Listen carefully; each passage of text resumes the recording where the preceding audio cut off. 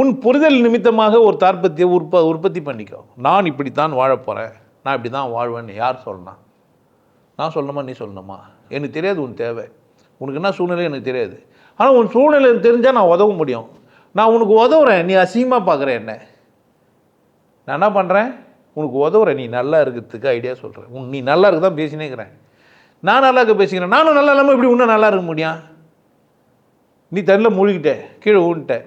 நான் என்ன பண்ணுறேன், கிடக்குன்னு எல்லா ட்ரெஸ்ஸும் போட்டுக்கின்னு தண்ணியில் மூழ்கினா அது மாதிரி மிதக்கத்தை ஒன்று போட்டுன்னு ஒன்று எடுத்துன்னு வரேன்.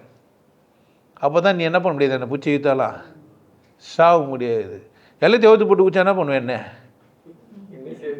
அப்புறமா நான் சாவத்துக்காக உன்னை காப்பாற்றுனா அதில் வர சொல்கிறேன், என்னை காப்பாற்ற வந்தவன் ஏன் இவ்வளோ மேக்கப் பண்ண வரேன்னு கேட்குறேன்.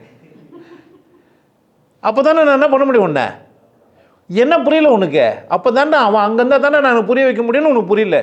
இருக்கிறதெல்லாம் குத்து என்ன இன்னும் சிறப்பாக்கணுமா? நீ கீழே வாடானுவியா?